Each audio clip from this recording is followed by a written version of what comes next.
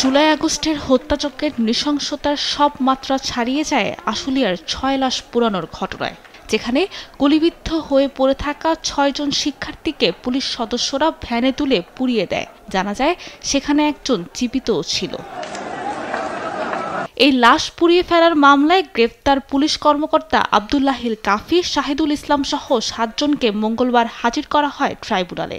শুনানিতে প্রসিকিউশন ট্রাইব্যুনালকে জানান, গত ১৯ জুন এ মামলার তদন্ত রিপোর্ট হাতে পেয়েছেন তারা। প্রতিবেদন অনুযায়ী ১৬ জনের সম্পৃক্ততাও মিলেছে। পরে আনুষ্ঠানিক অভিযোগ দাখিলের জন্য ২ জুলাই পরবর্তী দিন ধার্য করেছেন বিশেষ ট্রাইব্যুনাল। আমরা ১ সপ্তাহ সময় চেয়েছি ফরমাল চার্জ দাখিলের জন্য। এখানে ১৬ জনকে অ্যাকিউজ করা হয়েছে। আমরা স্ক্রুটিনি করে দেখছি।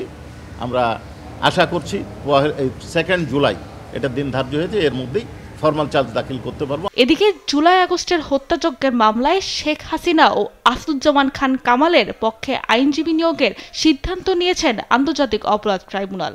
অভিযোগ গঠনের শুনানির দিন ধার্য করেন ১ July.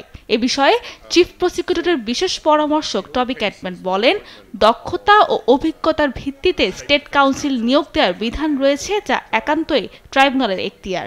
If any accused person is not satisfied with whoever is selected as their state-appointed counsel, then it is for that person to raise that with the judges. It's not a matter for the prosecution.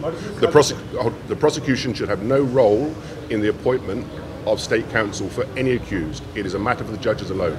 এছাড়া গুমের মামলায় শেখ হাসিনা, সাবেক সেনা কর্মকর্তা জিয়াউল আহসান সহ ৭ জনের বিরুদ্ধে ২৪শে আগস্ট তদন্ত প্রতিবেদন দাখিলের দিন ধার্য করেছেন ট্রাইব্যুনাল।